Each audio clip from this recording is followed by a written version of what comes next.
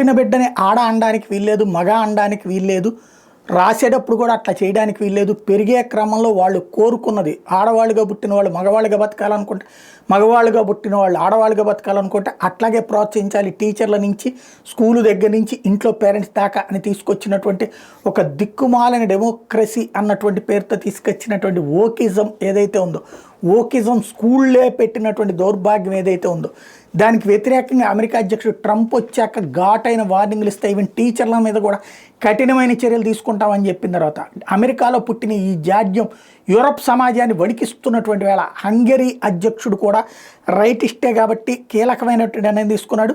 PM Victoria ఆర్బాన్ బిడ్డకి తల్లి అమ్మ, బిడ్డకి తండ్రి బిడ్డకి తల్లి అమ్మ, ఆమె ఆడది, అలాగే బిడ్డకి తండ్రి నాన్న మగాడు, ఇది క్లియర్. దీంట్లో ఇంకెట్లాంటి మార్పు లేదు. దీనికి సంబంధించి ఓకిజం పేరుతో వేషాలేస్తే అంగీకరించం అన్నటువంటి విషయాన్ని తేల్చి చెప్పింది హంగరీ.